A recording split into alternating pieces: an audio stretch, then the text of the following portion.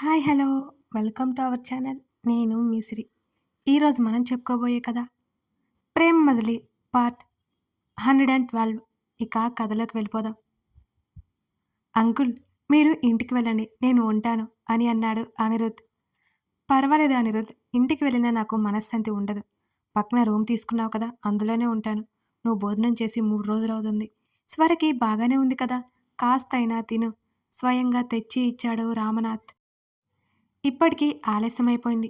మీరు వెళ్ళండి అంకుల్, తింటాను అంటూ ఆయనని పంపేసి ఏదో కొంచెం తిన్నాను అనిపించాడు. స్వర మత్తుగా నిద్రపోతోంది. ఆమె చెంపల మీద ఇంకా చేతి గుర్తులు స్పష్టంగా కనబడుతున్నాయి. ఆమె పెదవి 2 చివర్ల చిట్లి గాయాలున్నాయి. ఆమె చేతుల మీద దెబ్బలు అన్నీ అతని కళ్ళకు కనబడి కళ్ళనీళ్ళు తెప్పిస్తున్నాయి. ఒక్కసారిగా గట్టిగా ఊపిరి తీసుకుని కళ్ళు మూసుకున్నాడు అనిరుద్. ఆమె ఎక్కడ రాత్రులు లేచి భయపడుతుందేమోనని పక్కనే కూర్చున్నాడు. అతని హృదయం మీద ఆమె తల ఆనించుకొని అలాగే ఉన్నాడు. ఆ రాత్రి అతనికి నిద్ర కరువైంది. ఆమె అతని కౌగిలిలో నిశ్చింతగా నిద్రపోయింది. స్వర ఎటువంటి గొడవ చేయకుండా ఉండడంతో అతను ఊపిరి పీల్చుకున్నాడు. ఆమె ప్రశాంతంగా పడుకున్నందుకు ఊరట కలిగింది అతనికి. మరునాడు ఉదయం స్వరా అతని పిలుపు ఆమె చెవిని మెత్తగా చేరా. ఆమె మూసి ఉన్న కనురెప్పలు అటూ ఇటూ కదులుతుంటేనే అతనికి అర్థమైంది ఆమెకి మెలకువ వచ్చిందని. ఆమెకు తల భారంగా ఉన్నట్టు ముడుచుకున్న ఆమె కనుబొమ్మలే చెప్తున్నాయి. మెల్లిగా ఒక చెయ్యి తల మీదకు చేర్చి కళ్ళు తెరిచింది. ఏదో వెలుగు ఒక్కసారిగా దూసుకు వచ్చినట్లు గబుక్కున కళ్ళకి చేయడ్డు పెట్టుకుంది స్వర. ఆమె చేతిని మెల్లిగా తప్పించి ఆమె ముఖానికి కిటికీ నుంచి పడుతున్న వెలుతురికి అడ్డుగా ఉన్నాడు అనిరుద్. ఆమె మెల్లిగా కళ్ళెత్తి చూసింది. అతని రూపం అస్పష్టంగా కనబడుతోంది. స్వరా! అనిరుద్ పిలుపు ఎప్పటికంటే ఇంకా మృదువుగానే ఉంది. ఆమె చప్పున ముఖం తిప్పేసుకుంది. కాసేపటికి ఆమె కళ్ళు ఆ వెలుగుకి అలవాటయ్యాయి. ఆమెకి ఎదురుగా బెడ్ మీద కూర్చుని ఆమె చేతిని తన చేతిలోకి తీసుకుని మృదువుగా ముద్దు పెట్టుకున్నాడు అనిరుద్. స్వర గట్టిగా కళ్ళు మూసుకుంది. ఆమె చేతివేళ్ల నుంచి మోచేతి వరకు దెబ్బలు కనబడుతూనే ఉన్నాయి. ఎలా ఉంది ఇప్పుడు? ఎక్కడైనా పెయిన్గా ఉందా? నీరసం తగ్గిందా? ఫ్రెష్ అవుతావా? టిఫిన్ చేసి టాబ్లెట్స్ వేసుకోవాలి. అనిరుద్ అడుగుతూ పోతూ ఉంటే ఆమె నుంచి ఎటువంటి సమాధానం రాలేదు. స్వరా! ఏమైంది? ఆమె ముఖాన్ని తన వైపుకు తిప్పుకున్నాడు అనిరుద్. ఆమె కనురెప్పలను మెల్లిగా ఎత్తింది.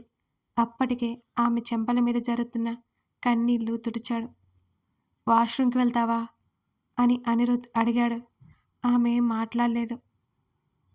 ఫ్రెష్ అయ్యి టాబ్లెట్స్ వేసుకోవాలి అని బెడ్ దిగి ర్యాక్ దగ్గరికి వెళ్ళి ఆమె బ్రష్కి పేస్ట్ వేసుకుని తీసుకొచ్చాడు. దిగగలవా? తీసుకువెళ్ళనా? ఆ బ్రష్ అక్కడే టేబుల్ మీద పెట్టి ఆమె దగ్గరికి వచ్చాడు. ఆమె తల వంచుకొని అలాగే కూర్చుంది. పెయిన్గా ఉందా?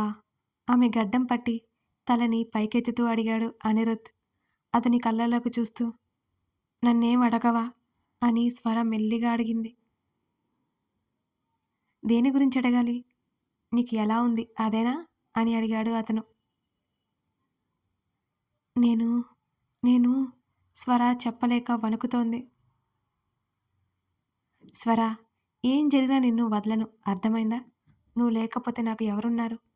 నాలాంటి మెంటల్ డిసీజ్ ఉన్న వ్యక్తిని ఎవరు భరిస్తారు చెప్పు అని ఆమె ముఖంలోకి చూస్తూ చిన్నగా నవ్వాడు అనిరుద్. ఆమె తల కిందకు వంచి నోటికి చెయ్యి అడ్డు పెట్టుకుని ఏడ్చింది. ఆమె తల మీద చెయ్యి వేసి నిమిరి, డాక్టర్ గారు వస్తారు, అప్పటికి నువ్వు ఫ్రెష్ అయి ఉండాలి. ఎంత యాక్టివ్గా ఉంటే అంత త్వరగా ఇంటికి పంపిస్తారు. గోవిందు, వీరు నిన్ను అడుగుతూనే ఉన్నారు ఎక్కడికి వెళ్ళిపోయావని. త్వరగా వెళ్ళాలి కదా.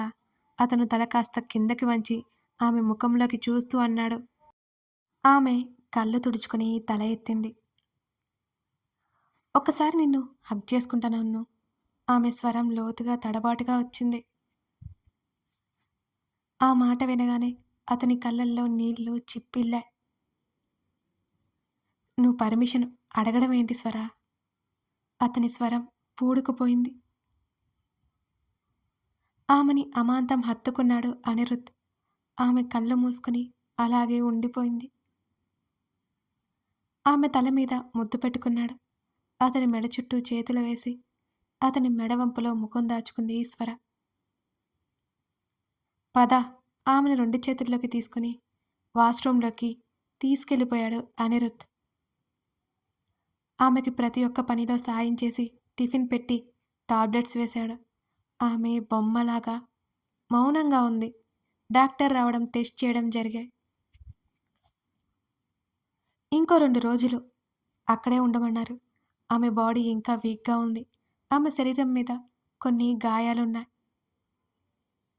అంతకు మించి ఏదైనా ప్రాబ్లమా అని అడిగాడు అనిరుద్. డాక్టర్ ఏమీ లేదని చెప్పడంతో ఆ రోజు వెళ్ళిపోతామని రిక్వెస్ట్ చేశాడు. ఒకసారి మాట్లాడాలి రమ్మని చెప్పి ఆ డాక్టర్ వెళ్ళిపోయింది. నువ్వు కాసేపు రెస్ట్ తీసుకో, డాక్టర్‌తో మాట్లాడి ఫార్మాలిటీస్ కంప్లీట్ చేస్తాను, ఈవినింగ్ వెళ్ళిపోదాం అనగానే ఆమె మౌనంగా చూసింది. ఆ చూపులో బెంగ కనబడుతుంటే, సరే నువ్వు రెస్ట్ తీసుకో, తర్వాత మాట్లాడతాను అతను చెప్తుండగానే రామనాథ్ వచ్చాడు. ఆయన స్వరతో మాట్లాడిన ఆమె మౌనంగా ఉంది. అనిరుద్ అక్కడి నుంచి డాక్టర్ దగ్గరికి వెళ్ళాడు. ఆమె ఏం చెప్తుందా అని కాస్త భయంగానే ఎదురుగా కూర్చున్నాడు అనిరుద్. స్వర రిపోర్ట్స్ అన్నీ చెక్ చేసి టేబుల్ మీద పెట్టింది. మీ వైఫ్ పర్ఫెక్ట్లీ ఆల్ రైట్ అని అనగానే ఊపిరి పీల్చుకున్నాడు అనిరుద్. ఏదైనా చెప్పాలా? పర్వాలేదు చెప్పండి అని అడిగాడు అనిరుద్. డాక్టర్ తటపటాయిస్తుంటే, మీ వైఫ్ కండిషన్ బట్టి ఆమె మీద అత్యాచారం జరిగినట్టు అనిపించింది. మీరు ఓకే అంటే టెస్ట్ చేస్తాం అని ఆవిడ చెప్పడంతో, ప్లీజ్ ప్లీజ్ ఆవిడకి 2 చేతులెత్తి దండం పెడుతూ, నా వైఫ్ బావుంది, అది చాలు. తన ముందు ఇలాంటివి మాట్లాడకండి. పోలీసులు, కేసులని మేము చూసుకుంటాం. నా వైఫ్‌ని క్షేమంగా అప్పజెప్పినందుకు చాలా చాలా థ్యాంక్స్ అని అతడు గంభీరంగా చెప్పడంతో డాక్టర్ ఇక మాట్లాడలేదు. మెడిసిన్ ప్రిస్క్రిప్షన్ అతనికి అందజేసింది. అతడు ఆ రూమ్‌లో నుంచి బయటకొచ్చాడు. అతడికి నేల కనిపించక కళ్ళకి నీళ్లు అడ్డుపడుతున్నాయి. చాలాసేపటి వరకు స్వర ఉన్న గదిలోకి వెళ్ళలేకపోయాడు అనిరుద్. అక్కడే బయట కుర్చీలో మరో అరగంట పాటు కూర్చున్నాడు. అక్కడ ఉంది తన స్వర. అగ్ని అంత స్వచ్ఛమైనది, అంతే. ఆ స్వచ్ఛమైన మనసు, ఆమె ప్రేమ ఎప్పటికీ తనకి మాత్రమే సొంతం. స్వర చెయ్యి ఎప్పటికీ తను వీడలేడు. ఆ ఆలోచన కూడా చెయ్యడు. ఏదైనా జరగని, అందులో స్వర తప్పేముంది? అతడు తనని తాను సంభాళించుకొని గదిలోకి వెళ్ళాడు. స్వర, ఇలా అయితే ఎలా తల్లి? నీకోసం అనిరుద్ ఎంత అల్లాడిపోయాడో. నువ్వు క్షేమంగా ఉన్నావు కదా, అది చాలు. ఇక నుంచైనా మీ ఇద్దరూ సంతోషంగా ఉండాలి. రామనాథ్ మాట్లాడుతుండగానే లోపలికి వచ్చేశాడు అనిరుద్. ఆమె కళ్ళు ఎత్తి అతని వైపు చూసింది. అతను ఆమె వైపు చూశాడు. ఎన్నో రాత్రులు నిద్రలేనట్టు అతని కళ్ళు, ముఖం పీక్కుపోయాయి. హుందాగా, ధీమాగా ఉండే అతను సర్వం కోల్పోయిన వాడిలా ఉన్నాడు. అంకుల్, సలీంకి ఒకసారి కాల్ చేయండి. ఆయన మాటలకి స్వర ఎక్కడ తన గురించి బాధపడుతుందో అని అతని భయం. డాక్టర్ ఏం చెప్పారు అనిరుద్ అని రామనాథ్ అడిగాడు. స్వర కాస్త వీక్గా ఉందట. అంతకుమించి ఏ ప్రాబ్లం లేదన్నారు. ఈరోజు సాయంత్రం ఇంటికి తీసుకువెళ్ళొచ్చా అని అడిగితే సరే అన్నారు. కనీసం 10 రోజులైనా బెడ్ రెస్ట్ అవసరం అని స్వరనే చూస్తూ చెప్పాడు అనిరుద్. సలీంని రమ్మన్రావా అని రామనాథ్ అడిగాడు. చెప్పండి, మీరు వెళ్ళిపోండి, నేను ఈవినింగ్ తీసుకొచ్చేస్తాను అని అనగానే ఆయన తల ఊపారు. స్వర వస్తువులు, మెడిసిన్స్ ఉన్న కవర్ చేతి మణికట్టు దగ్గర తగిలించుకొని ఆమెని 2 చేతుల్లోకి తీసుకున్నాడు అనిరుద్. అయినా ఆమె ఏమీ మాట్లాడలేదు. మధ్యాహ్నం నుంచి అతనితో ఒక్క మాట కూడా మాట్లాడింది లేదు స్వర. అలాగని ఏడవట్లేదు. ఏటో శూన్యంలోకి చూస్తున్నట్టు మౌనంగా ఉంది. హాస్పిటల్లో అందరూ వింతగా చూస్తున్నారు వాళ్ళని. ఇద్దరు ఎవరిని పట్టించుకోలేదు. ఆమెని కారు ముందు సీట్లో కూర్చోబెట్టి డ్రైవింగ్ సీట్లో కూర్చున్నాడు అనిరుద్. ఆమెకి సీట్ బెల్ట్ పెట్టి కార్ స్టార్ట్ చేశాడు. అతను డ్రైవ్ చేస్తుండగా అఖిలకి కాల్ చేసింది. ఫోన్ స్పీకర్ ఆన్ చేసి డాష్ బోర్డ్ మీద పడేశాడు. స్వర ఏం మాట్లాడలేదు. ఆమె మాట్లాడుతుందేమోనని చూసిన అనిరుద్ధ్కి స్వర నుంచి నోటి మాట రాకపోవడంతో అఖిలతో అతనే మాట్లాడాడు. కథ కొనసాగుతోంది. ఈ కథ నచ్చితే లైక్ చేసి మీకేమనిపించిందో కామెంట్ రూపంలో చెప్పండి.